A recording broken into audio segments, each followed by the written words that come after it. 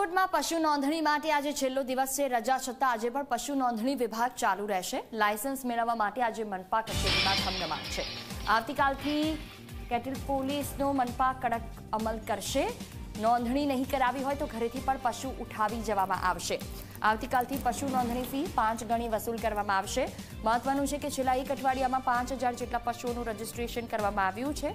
જે પશુ માલિકોએ પોતાના ઢોરનું રજીસ્ટ્રેશન કરાવ્યું છે તેમના પશુઓને મનપાની ટીમ લઈ જઈ શકશે નહીં, પરંતુ જે લોકોએ રજીસ્ટ્રેશન કરાવ્યું નથી તેના માટે આજે છેલ્લી તક છે।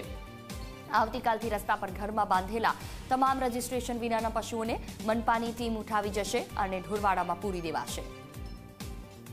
ગૌરવ દવે સંવાદદાતા રાજકોટથી ફોન લાઈન પર। જે ગૌરવ, રાજકોટમાં પશુ નોંધણી માટે આજે છેલ્લો દિવસ છે। આવતીકાલથી કડક અમલ કે જેથી રસ્તે રખડતા ઢોરનો ત્રાસ હવે જનતાને સહન નહીં કરવો પડે। ચોક્કસ જ જોહી રાજ્ય સરકાર દ્વારા જે રીતના પશુ નિયંત્રણ કાયદો છે તે અમલમાં લાવવામાં આવ્યો છે ને તેને લઈને પશુઓની નોંધણી છે તે ફરજિયાત છે તે કરવામાં આવી હતી।